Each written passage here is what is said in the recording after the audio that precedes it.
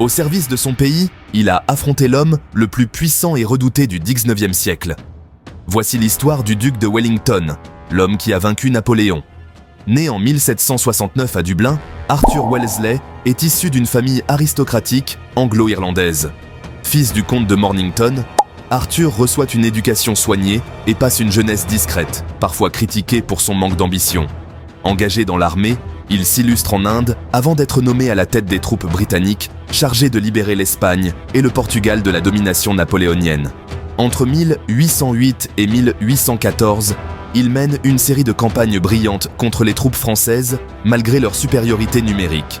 En remportant des batailles décisives, il libère le Portugal et inflige de lourdes défaites aux Français sur le front espagnol.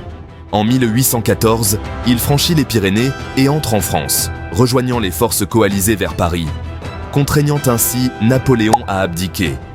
À son retour en Angleterre, il reçoit le titre de duc de Wellington, en reconnaissance de ses exploits. Après le retour de Napoléon, il est nommé à la tête des armées britanniques et envoyé en Belgique, où il affronte Napoléon à la bataille de Waterloo, le 18 juin 1815.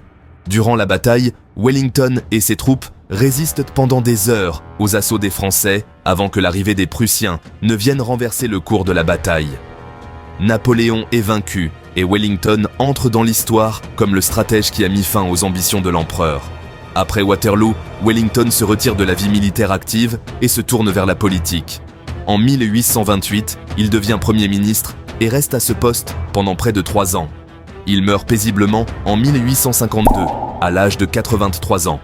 Le duc de Wellington reste une figure emblématique du Royaume-Uni, symbole de discipline, de courage et d'efforts acharnés.